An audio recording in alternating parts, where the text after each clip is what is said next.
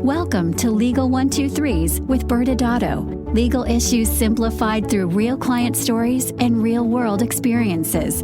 Creating simplicity in 3, 2, 1. Welcome back to another episode of Legal 123s with ByrdAdatto. I'm your host, ByrdAdatto, with my co-host, Michael Byrd.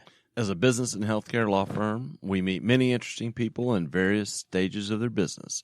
This season, we get to focus on the high-stakes implications of selling a business. This season's theme, Brad, is The Hitchhiker's Guide to M&A. We have been guest-heavy and have had many different professionals come in to offer their experiences and perspectives on M&A. Today, Brad, we go solo again. Oh, man, we are going out there on a ledge, Michael. And for those who don't know, and this is the first time listening this season, M&A stands for mergers and acquisitions, which is really a fancy legal jargon for the buying and selling of a business or the assets of a business. So, Brad, I read an interesting poll published in the Wall Street Journal last month on happiness in America. Oh, look at me. Humble brag, Michael. I like to read the whole Wall Street Journal. Well, Brad, I can confidently say that I have a paid subscription to the Wall Street Journal. Ooh. As to whether I regularly read the articles that I have access to read, not so much. Well, unless they do have cartoons, no? I don't know. I have to check.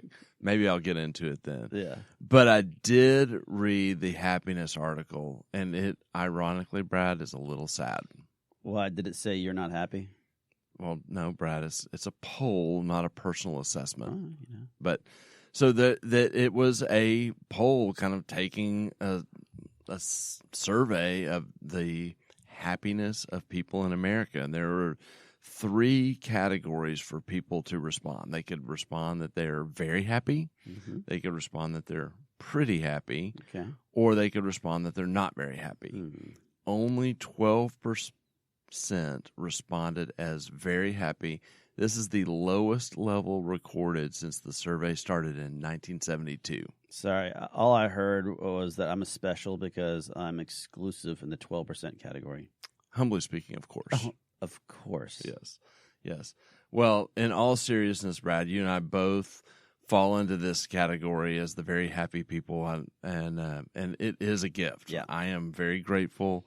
But just reading kind of into the article, it was really interesting to see in the study the various factors that are indicators of the very happy people.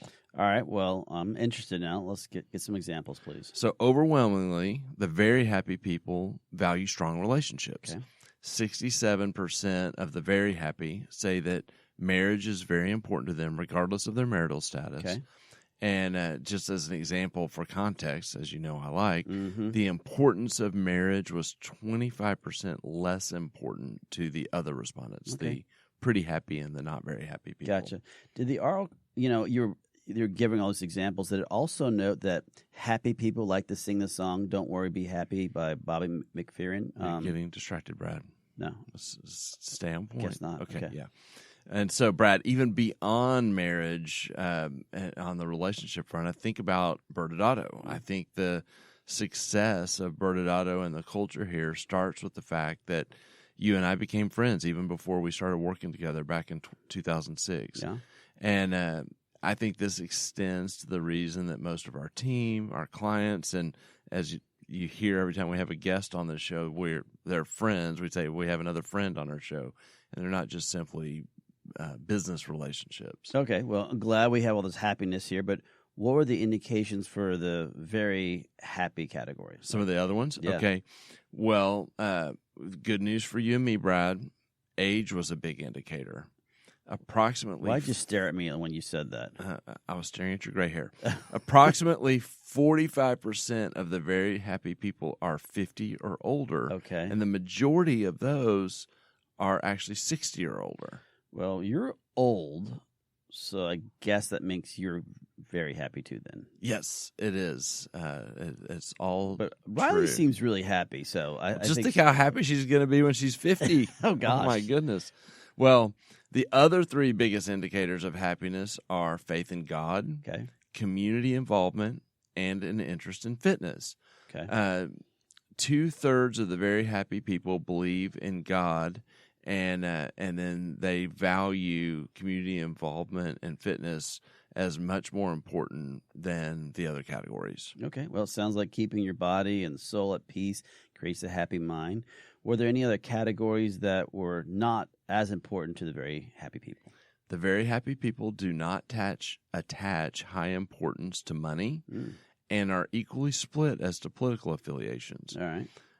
And I thought one of the most encouraging aspects of the poll for the very happy was that many of the very happy people reported pretty hard life challenges that they were currently going through, like helping a child face cancer or a divorce or something like that. So it's not just a segment of people that, kind of got hit by the rainbow and don't have any real hardships. These people, many reported having hardships. All right. Well, I'm happy that I'm ready to jump into today's story, but as usual, we like to give some context, more you than anyone else I've ever met. So this season we have different seasons of business. We have the 5 phases of the M&A. We're really near the end of the season, so maybe you can give a super quick recap. Yeah, so the setup of the season is based on this idea that every business is in one of 4 seasons of a business and that they all impact the season of selling. And so the first season is the building season, and then we have the operating season, and then we have the scaling season, and finally the buying and selling season of a business, which is where we've been spending our time this season. And we talk about the 5 phases of an M&A deal to kind of paint the picture of what a selling or buying of a business timeline would look like. You have the letter of intent, and then you go into the due diligence phase, and then we go to definitive agreements, and then we have a closing and post-closing obligations. For today's show, we're going to focus on the art of negotiations in an M&A transaction. Awesome. Well, I'm positive that I want to hear today's story. Trying to be very happy over there, Brad. Positive. Shoehorn it in there. All right. Today's story, Brad, centers around the sale of a plastic surgery practice on the East Coast. Our client is a famous plastic surgeon. He's known to most in the industry across the world. He was also ready to stop operating.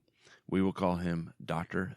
Dunn. I remember this conversation, and Dr. Dunn did not have a buyer, basically. He had been communicating with us that he was getting ready to slow down or maybe operate for another year at the most, but he simply just wanted to close his practice. And he didn't really care if he could sell it or not, really. Yeah, I mean, your point, he was willing to turn the lights out if he didn't have a buyer. Yeah. His hope was to sell it, but that was second to the fact that he was done. Yeah. And so Dr. Dunn and I explored several options to sell his practice to other plastic surgeons in the community. And there was some level of intrigue, but no real momentum. The clock was ticking too. There was still like 6 months left until he was going to flip the light switch off, and no real buyer had materialized. Out of thin air, a private equity buyer materialized who was open to buying Dr. Dunn's practice and allowing him to immediately retire.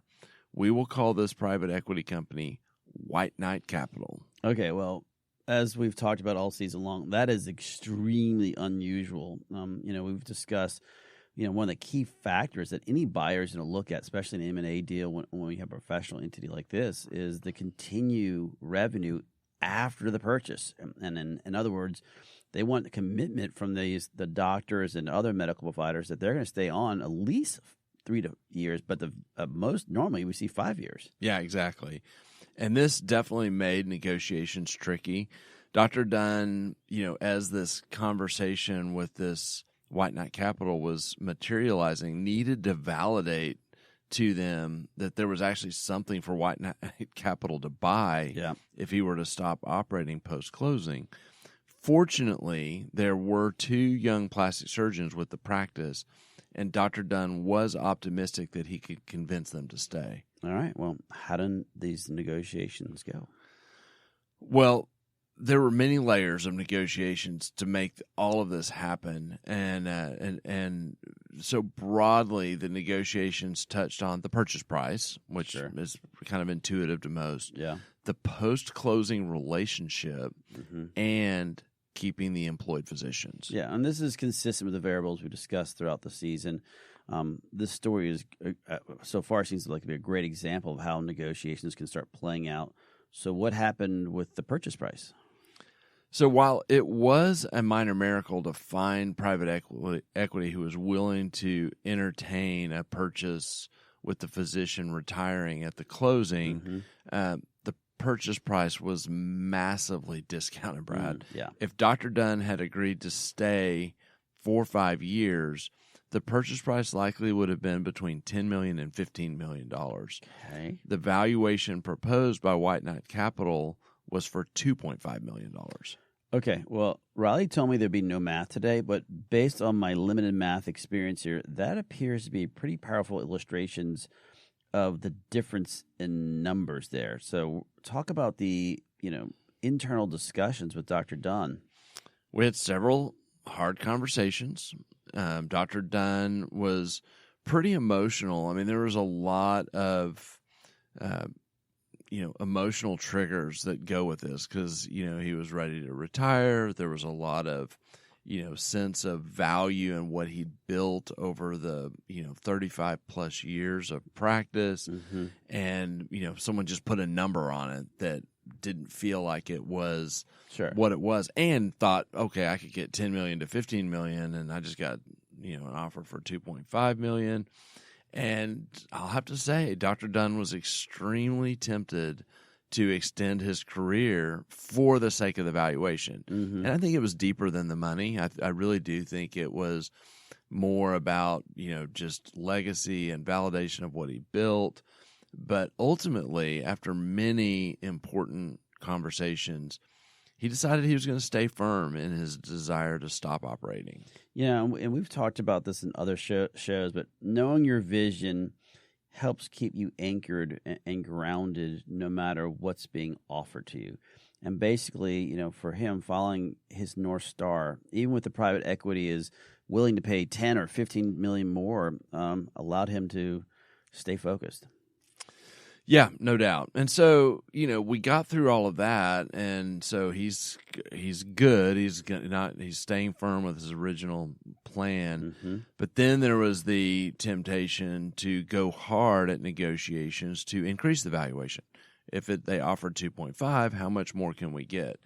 And Dr. Dunn, as I've said, he is a big deal, and he knew he was a big deal. He understood that White Knight Capital was enamored with his name, that this would give credibility to their efforts to consolidate across the country.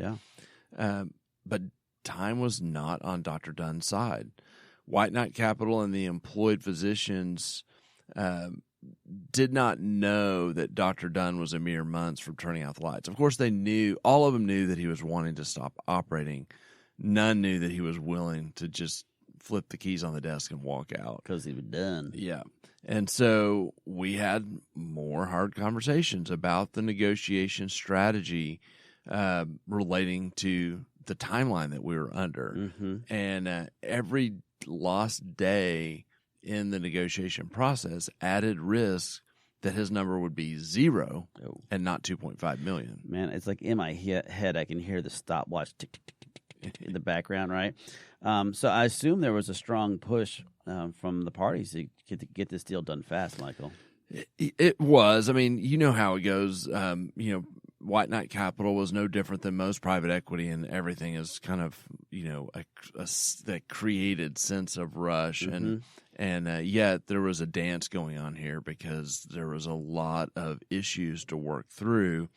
But to your point, Dr. Dunn ultimately recognized that, that it wasn't worth the sacrifice in time to try to get a little bit more money on the purchase price, and he decided that he wasn't going to press for more, that he was going to be okay with the $2.5 million. All right, so how does this connect with the post-closing negotiations you alluded to earlier?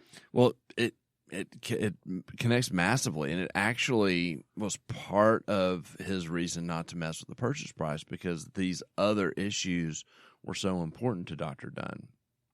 He, Dr. Dunn was willing to walk and receive zero if this post-closing part could not be worked out.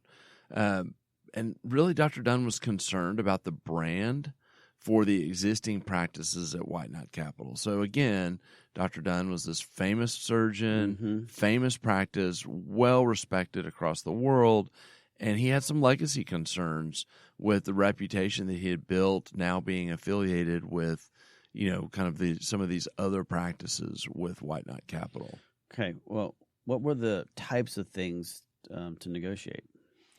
Well, first was the equity roll. Ah, yes, our old friend, Mr. Equity Roll.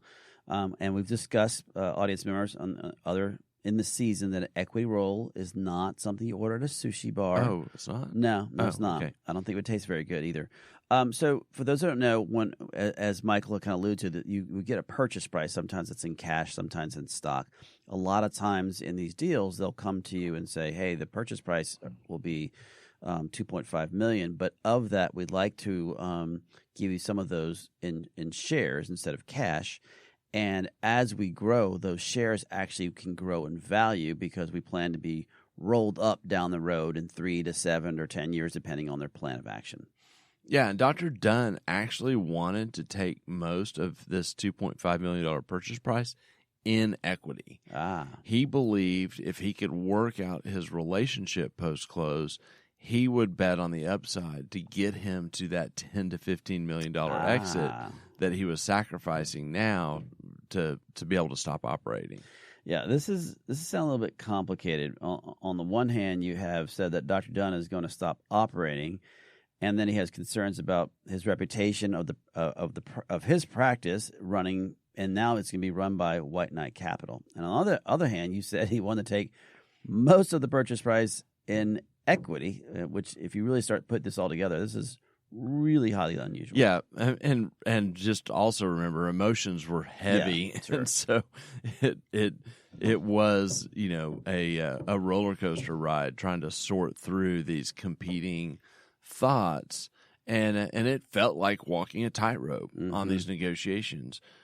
What Dr. Dunn was starting to realize during the course of negotiations was that though he was done operating, he did have an appetite to be involved with growing White Knight Capital. So he thought, yeah, it's not just, I have concerns about the reputation. He wanted to get involved to bring kind of the brand, promise of Dr. Dunn's practice into the global consolidated White Knight Capital. And he believed that he could, leverage his relationships with industry and plastic surgeons throughout the country to benefit White Knight Capital, which would ultimately benefit his equity role. Yeah, and Dr. Dunn definitely has that kind of influence.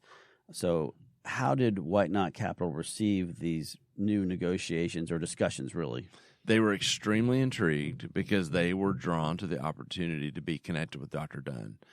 We had many discussions back and forth on these topics, and Dr. Dunn was able to persuade them to rebrand post-close and to allow Dr. Dunn to implement kind of his practice standards into the White Knight Capital discussions. Dr. Dunn was able to negotiate a board seat onto White Knight Capital post-close. Wow, it looks like things are coming together. What about the employee side? Well, this actually became the most dicey of all discussions, mostly because of the timeline. Yeah. So the clock was ticking to get this deal done, as we've talked about, and now the entire transaction rested on whether the physicians would stay. And there were intense discussions and negotiations to get the physicians to stay. Yeah, I remember that their biggest concern was the same as Dr. Dunn. They were concerned about being affiliated with the practice after thinking that they had a primo job. They're working with Dr. Dunn, and now all of a sudden they're working for White Knight Capital. Yeah, exactly. And ultimately, White Knight Capital was willing to offer equity to the employed physicians to stay. Dr. Dunn even gave up a small portion of his equity role to the young surgeons to convince them to stay. I actually think the biggest thing Dr. Dunn did was convince them that he wasn't going away, that he was actually going to be involved in building this rebranded opportunity. And so they were getting what they currently had, which was Dr. Dunn. They wanted to be connected with him, and so that ultimately them seeing his involvement and his vision was persuasive. Awesome. So did the deal close? Well, you would like to know, wouldn't you, Brad? I would. That's what I asked. Oh, well, let's go to break and talk about some lessons to be learned from this story. And I promise I will tell you about the end of the negotiations. Many business owners use legal counsel as a last resort rather than as a proactive tool that can further their success. Why? For most, it's the fear of unknown legal costs. ByrdAdatto's Access Plus program makes it possible for you to get the ongoing legal assistance you need for one predictable monthly fee. That gives you unlimited phone and email access to the legal team, so you can receive feedback on legal concerns as they arise. Access Plus, a smarter, simpler way to access legal services. Find out more. Visit ByrdAdatto.com today. Welcome back to Legal 123s with ByrdAdatto. I'm your host, ByrdAdatto, with my co-host, Michael Byrd. Now, Michael, our famous plastic surgeon, Dr. Dunn, was juggling a ton of issues, trying to close and at the same time sell his practice. And this story is a great example of some of the complexity of negotiations that happen during an M&A transaction. Yeah, it was an emotional roller coaster. So Dr. Dunn, started with emotions when he was, talking to you and I at a conference about being done operating. And he's like, I've got a year and, let's do our best to figure it out. And 6 months go by, so half of that timeline, and nothing really materialized. There was a lot of, dialogue, but no, a lot of chopping, but no chips flying, as they say. Yeah. And then White Knight Capital appears, and that had a little bit of momentum to it. They seemed really interested in having Dr. Dunn join them, or to sell. They wanted Dr. Dunn's name to be affiliated with the practice, and were willing, most importantly, for him not to stay, not to keep operating. And so we went through the negotiation journey of what happened during that transaction. As we said, it was focused on three big areas. One was the purchase price, how to deal with that. Number two was post-closing relationship, which in many ways to Dr. Dunn was the most important thing. Yep, sure was. And then the kind of employee retention, which in many ways was the most important thing to White Knight Capital. Right. And so, there was a lot that it was a very interwoven. It wasn't three, siloed negotiations. So it made it tricky to try to work through the communications. Dr. Dunn did a really good job. You used the word North Star, of holding on to his North Star. And so we left off on the journey where it seemed optimistic that the deal was going to close. But Brad, I want you to talk about how, negotiations is not about winning when there's a future partnership at stake, especially, but more about finding alignment. Yeah, and unfortunately, I'll just start backwards. In some M&A deals, the counsel or the parties only care about the deal and who got the upper hand. Negotiations start becoming more personal, and parties start throwing foul names at each other. And really, rarely do these deals close, and we're going back to with happy outcomes, right? Because if the point of the M&A deal is to have a partnership afterwards and finding the right, place and agreeable terms makes this a huge impact on the deal itself. Especially, we're talking about a lot of times there's post-closing obligations. There's life after the deal. And as we said earlier, as a reminder, most M&A deals, the doctors and their medical staff and other medical providers, other doctors, they'll stay on for 3 to 5 years as employees. And in many cases, the owners will eventually become partners in a separate entity. We were talking about the roll-ups and the equity with these buyers.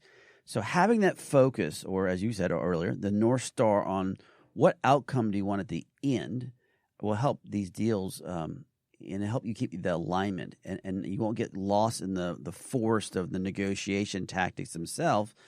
And more importantly, you're able to keep the deal moving forward, but at the same time, as you just summarized, but focus on the most important aspects of the deal to in this case, Dr. Dunn.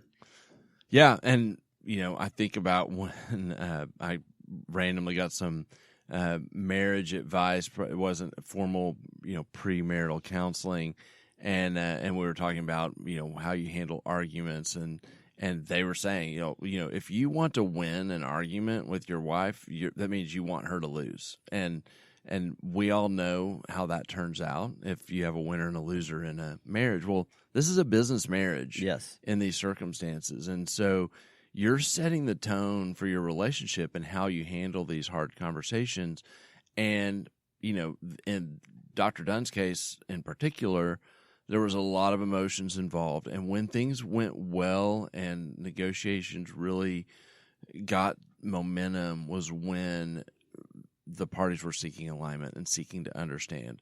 Where they would kind of hit a snag was when ego got involved or winning got involved. Being right was more important than understanding. And we saw both in the deal, mostly, especially as the trust was built in the relationship through the negotiations. It became more about finding alignment and less about winning or losing. Yeah, that makes sense. So what happened with Dr. Dunn? You made a promise. The deal closed, Brad. Woohoo! Yes.